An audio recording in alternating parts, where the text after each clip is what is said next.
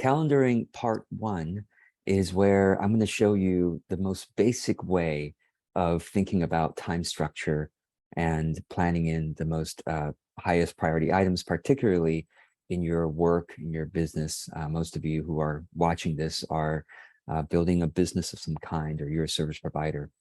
So the first thing I want to bring to your attention is that when people talk about calendaring, I don't know if you've taken other classes or read books about it, there's this assumption, and I think I have partly contributed to this in the past. There's an assumption that it's one calendar for the whole year. It's like one rhythm, one mode of working. And if you deviate from that one rhythm or structure, you've failed, or you're backslid, or you're not doing what it was intended to do. But as we all know, the year, any year, doesn't work like that. There are multiple calendar modes during a year. So yes, there may be what's called a normal mode. Um, Whatever that means for you. Basically, it's the majority of your year. Well, a big chunk of it anyway is in a normal mode, and that's where you could maybe do the most amount of work that you're able to do. Okay, so that's one mode. A second mode is when you take a holiday. I call them no call weeks. In fact, as of this recording, I just came out of a no call week where I had, just like it sounds, no client meetings, no group meetings, no content creation. Also, I mean, not in terms of posting content on social media. I took a week off of that. I said at the beginning of my week to all my social media followers, hey, I'm taking the week. This is one of my no content weeks, which I do about 10 to 12. I have to look at it. I think it's somewhere around 10 to 12 weeks a year. So I only have call weeks, weeks where I have client and group calls and content postings, about 40 weeks during the year. And the rest are no call weeks. And it's funny, someone commented and said, that just happens randomly for me when I don't post content. I'm glad, it's inspiring to see that you have a consistent or more conscious way of doing it, intentional. So that's the second type, is no call weeks, and recommend that you consider that for yourself, having almost like a little silent retreat for yourself for a day, 2 days a week, or more, right? And by the way, feel free to comment below if you have any questions or comments on any of this stuff. The third type of calendar mode is when you're taking a trip. The no call week, usually I don't take a trip. I'm just at home in my home. I'm still working, actually. During my no call weeks, I'm still working, but I have more flexibility. My wife and I might do more fun stuff, like outside of the home. I mean, for us, fun stuff is ridiculous. We go to Costco. It's like, yay, we get to go to Costco this week or something like that, or we go to the park for longer or something like that. So or we finally get to go out to eat. So it's the third mode. That's a no call week. And then third mode is trips. So family, visiting family, or taking a vacation once in a while. We might do that. And in terms of trips, there are two types of trips. There are working trips, and there are no work allowed vacation, completely take a break off of work type of trips. And obviously those two types of modes are different. I mean, the working trip mode, like when I go visit family, for example, I'm still kind of working, and I still see some clients, or I still do some group calls on my working trips. And that's intended. I intend that. But I also know that I need to carve out more time to hang out with family, obviously. But neither them or me want to hang out the entire time, right? It's healthy to have some separation. All right, so that's the third type, is a trip mode, and A and B, working trip versus vacation trip. Fourth type of mode is for those of us with kids, which I don't. I have animals, which are a little different. But those of you with kids have two modes. You have the kids are out of school mode, and I am pulling my hair out because they're I have to hang out. I have to, or I get to, hopefully, hang out with them a lot more than when they are in school, obviously. So you have kids at home mode, and you have kids in school mode. And those are to be respected, and to be planned for. Otherwise, what are you expecting, that you're going to work the same hours when they're out, on summer break? Come on, right? And then finally, I guess that's it. That's all I could brainstorm, but I would love to hear what other calendar modes or time structures, time designs might you have throughout the year? And feel free to comment below if you have any thoughts on that. But this is the first main point I wanted to share, is that you need to understand what these different modes are for your lifestyle, and for your family, and for your personality, your energy, and respect these different modes so that you can understand, okay, I'm in a kids are out of school mode. That's why I'm not, I can't expect myself with the same calendar structure that I usually do. And you might literally have, if you use a digital calendar, this is easier. For example, Google Calendar, it's much easier to create multiple calendars in Google. You've done that, right? You go to Google Calendar, on the left-hand side, there are multiple calendars. You can create as many as you want. You create multiple calendars, and each one is a different mode. Oh, kids out of school mode. Let me turn that one on, and let me turn off the other normal mode, so that I can see, the kids in school mode, I have these large chunks when I'm hanging out with them during the day. Or, hey, this is a family trip mode. Okay, family trip mode. I really am only going to work like 1 hour a day when before the family's gotten up or after the family's gone to sleep. I'm going to just check email a little bit, that kind of stuff, and get organized and anything urgent. So that's a family trip mode, just 1 hour of work a day, and the rest is, you see what I mean? So it's really nice to have these different modes so that you can not blame yourself for not working the same amount of time. So yes, the regular working mode, thanks for mentioning that, Karen, is the first one. The first one was normal mode. Second one was no call weeks. Third one was trips. And there's 2 different styles of trips. And the fourth one is those with kids in, basically when they're out of school. So, all right, let's go on to, well, what do we do during those modes? I mean, let's just use the normal mode as the example. Like, well, how do we plan our time, right? We're going to start getting into more of this in calendaring part 2. I give you much more detailed planning, but I want to give you a basic structure right now that, you know what, it may be enough for some of you, or at least it's definitely enough to get started. So there are, and I'm going to speak to it in terms of solopreneurs, because most of you who are watching this are a solopreneur. You're running a small business, but this, I think, maybe this can be applied to those who are not business owners as well. You can let me know what you think about this. So, okay, and thanks for the chat here about respecting women's cycle. That it could be a different mode, different times, a different time in the month may have different energy. Yeah, I mean, energy level and sort of what the changes of your body. Yeah, you could put that as a different mode. Absolutely. I haven't experienced the women's cycle in quite a long time, maybe last lifetime or something. So I'm not as equipped to teach about that.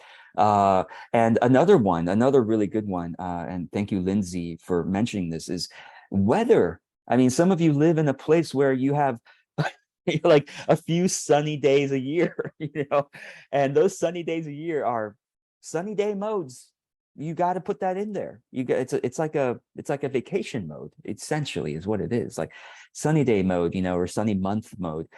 You're going to be soaking up as much sun as possible. You're not going to be at the computer working, and you shouldn't expect that of yourself. So it's very important, right? So, and it's not raining and things like that. Okay, let's go into now the basic calendar structure, basic time design, especially for solopreneurs. There are basically 4 ways of using your time as a solopreneur. You could say working time, okay? 4 of them.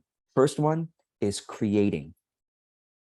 Creating is the most valuable. This is creating content, writing articles, making videos, recording podcasts, things like that, posting on social media. Creating also involves creating products and services. So if you sell online courses, obviously when you're creating an online course, that's part of the creating cycle or type of activity. You are brainstorming services, that you're going to offer, programs, events. You're writing a book. Yeah, creating products, services, and content. Okay, so that's the first type of activity, creating. The second type is adminning, administration. And this is planning. And when I say planning, how's it different from creating? Planning is like, well, let me see what I'm going to do this week. Let me plan for my upcoming product launch or program launch. That's not really, you're not really creating, you're not in the content creation mode, but you're kind of planning. So any kind of logistical planning or planning the week, decluttering, okay? Also, kind of sorting, prioritizing your to-do list and sorting through your emails. Well, that's sort of part, the emails is part of the next type of activity. Administration, let's just say that. Also, very important, administration is CCC, capture, categorize, calendar, which is something we talk about in Joyful Productivity. That is part of the administration time. So that's administration, second type. Third type is responding. This is where you are meeting with others.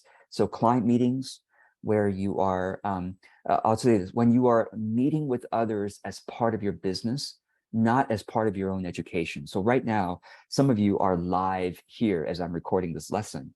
This is not part of your responding time. This is part of the fourth type, which is education.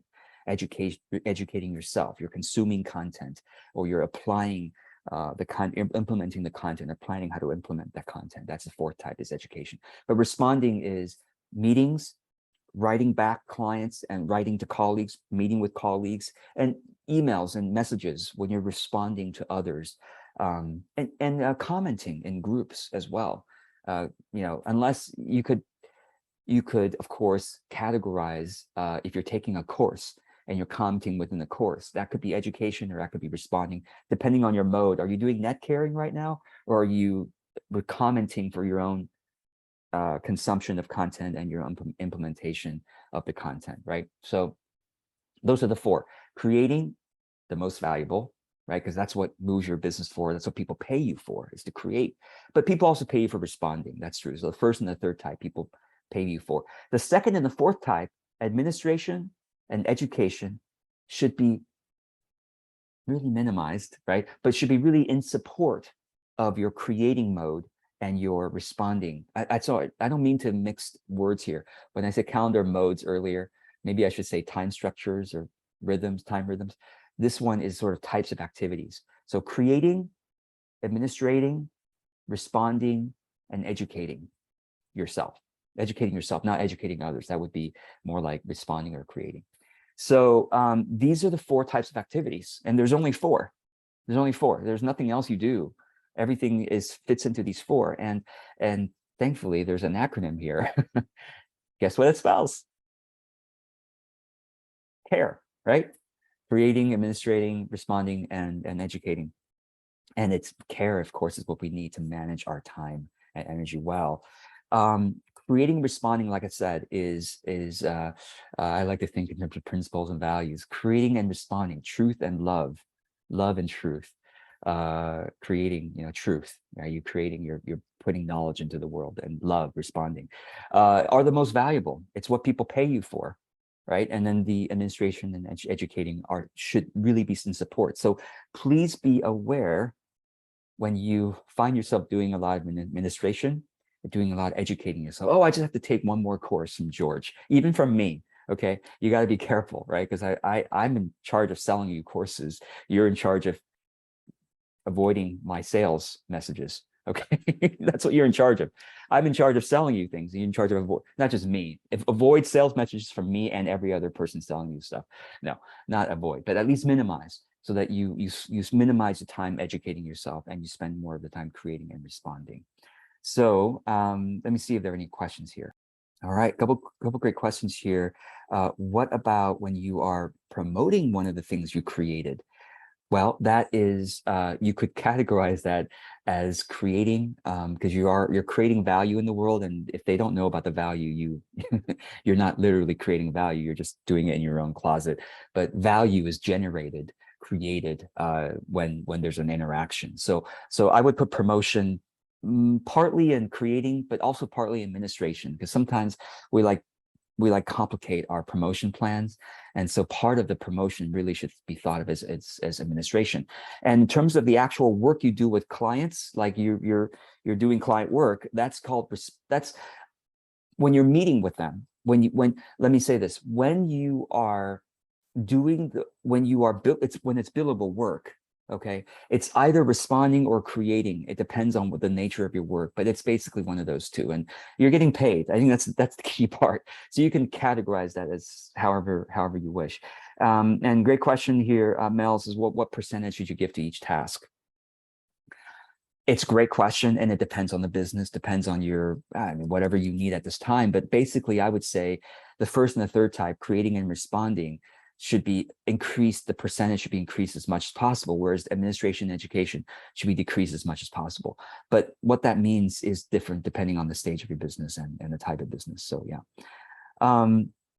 Okay, and oh, Karen, great question. Would you say there are seasons of business where you do more administration education, like new business owners might do more of those? Yeah, I definitely agree. And even if you're a new business owner, it does still make sense for you to, as you know, my model, be creating content, creating content because you're still exploring yourself. Content is not to show up, right? As I often talk, content is not to show up as I'm fully formed. I figured out my framework. I have my core message, my marketing message figured out. Now I'm going to create content. No.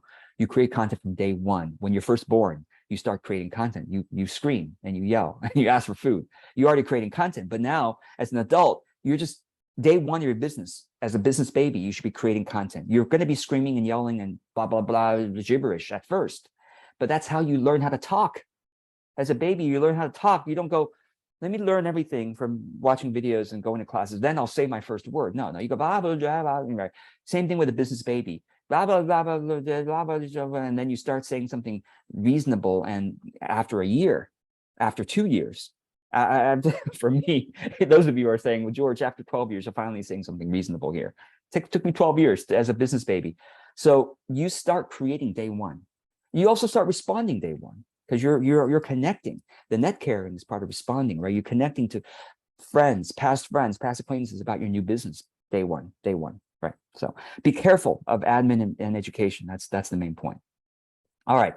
So now I'm going to give you some time now to make a plan for what that means for you for each of your calendar modes, your time structures. You have your normal mode, or let's remember all those different modes: normal mode, kids out of school mode, trip mode, if you take trips often, things like that. But you got to plan out, what that means for you for each of these modes, right? So let me give you some guidance here about that. Let's keep it simple and just use what is the mode that you're in currently that's going to last a couple of weeks. Now, maybe you're transitioning modes. You're like, this is a crazy week right now. Kids out of school and kids are going to be back in school next week. Okay, fine. Then let's plan for the kids in school mode. But whatever mode you're going to be in for the next couple of weeks, let's do that mode now as part of the planning. Okay, ready? Let's do this. Okay, question number one. How much weekly work time do you realistically have available for you during this mode that you're thinking? Look at your schedule. Look at each day. How much time are you spending, on self-care? When do you actually get to work, essentially? Maybe a morning routine, perhaps. When are you going to take breaks? Okay, the lunch break. Now kids are going to, let's say kids are out of school. Well, how many hours are you going to spend with them every day? Put that in, right? Because that's part of your calendar mode, is you got to respect your family's needs as well, and your own self-care needs, and your breaks. So how much weekly work time do you realistically have available to you? Some of you have jobs, right? And so your realistic weekly work time after self-care, jobs, family time, personal errands, and all that might end up being 10 hours a week. I'm hoping at least 10 hours a week can carve out. But, basically, let's not even get into the exact time slots, well, if it's easier for you to look at your calendar and figure out the exact time slots, go ahead and do that. But I just want you to first answer the question, how many hours in a typical week during this mode that you're going to have for the next few weeks, how many hours in a typical week do you have to do your work? Go ahead and put that in if you'd like to add that in below in the comments or write it into your own notes. All right, so those of you live here, I think you were chatting, and I'm seeing a variety, between somewhere between 10 and 40 hours, right? Everything in between there. Some of you may even do more or maybe even do less, right? And that's fine. Again, whatever mode you're in right now. Okay, second question. How will you divide those number of hours into the 4 types of activities: creating, administration, responding, and educating? Okay, how will you divide those available hours into those 4? Now, you're going to, of course, adjust these over time as you learn more about yourself. And as you start to think about, I'm going to divide these 10 hours or these 40 hours into these 4, okay? A couple reminders. One is try to maximize the creating and the responding, and to minimize the administration and education, even though those are important, of course. Just try to maximize the value creating activities, okay? The second, I guess I haven't said this already yet, but I want to introduce a quick concept, and I'm going to mention this in the coming lessons as well. The idea of stamina and productivity fitness. What I mean is that this is a real thing. When you are planning your calendar, it can be easy to forget this. And we go, great, I'm not even doing any creating right now, or I'm not doing any writing. I'm going to start doing 8 hours a week of writing. Really? You're going to go from 0 hours a week or 2 hours a week all the way to 8 hours a week of writing? That may not be respecting your productivity fitness or your stamina for writing. This is a real thing. I mean, for example, I was able to I would say 3 to 4 years ago, when I first started using FocusMate as an example. FocusMate's a tool that I work during the day. I co-work with someone else, focused on something I'm doing. I was only able to do 3 hours, 2 to 3 hours a day of FocusMate, because my other time was spent doing meetings and things like that, which I still have. Now I built up my stamina and my productivity fitness just so I can easily do 6 hours a day now, 6 hours a day of FocusMate, and still be fresh for the evening and still be fine. I really am a different person now compared to 3, 4, and definitely 5 years ago, thanks to Joyful Productivity and continuing practice. That's called stamina. That's called productivity fitness, just like physical fitness, just like mental fitness, spiritual fitness. It's all fitness. It's all about stamina. So if you're not currently creating for 8 hours a day or 8 hours a week, how can you expect yourself to suddenly, boom, 8 hours a week creating? No, build up to it. If you're only creating 1 hour a week right now, build up. Now I'm going to try to stretch it to 2 hours a week. That's reasonable. You see what I mean? Stamina, very, very important. Gradual buildup in each of these areas, particularly the creating and the responding. It's easy to do education. Education, we've done that all of our lives. We have a lot of stamina for it. You see, stamina. We have a lot of stamina for consuming content and thinking, not so much, right, about implementing what we learn. We have some stamina for administration. We're used to that. Plan, declutter, emails, that's easy stuff, right? Creating and responding, we have some stamina for. We're used to responding to others. It's easier to respond to others than it is to create in isolation. Not in isolation, but on your own in focused time. So stamina, respect that when it comes to, especially when it comes to creating. Okay, so now next reminder is plan longer breaks after, again, respecting your productivity fitness. Just like if you're running, you're not going to keep running for 3 hours. No, you're going to give yourself breaks. So how long do you work before a break? This is now going into your calendar and go, I'm going to work from 8 a.m. to 9 a.m. or 8 a.m. to 9:30 or 8 a.m. to 10 a.m. before I take a long break of half an hour or an hour, where I take a nap or go for a walk or have a meal or go play with the kids or the animals or whatever. Okay. I'll do my hobbies, go in the garden. So when are your longer breaks happening during the day? Very important, very important. And then finally, final question is, how will you create boundaries? Okay, so now that you've gotten the basic idea of how many hours you're going to spend on these 4 types of activities, and remembering your stamina, especially for the creating and the responding, okay? Yeah, responding has stamina too. So maybe you're only seeing 5 clients a week right now, and you go, oh, I'm going to see 10 clients. No, that's stamina. You're not going to be exhausted at 8 clients, right? Stamina, very important. So now that you know how many hours you can spend on these 4 activities, number 1, respecting your stamina, gradually build up over time. Secondly, when are your breaks going to happen? So plan that into your calendar now. You can start to do this now.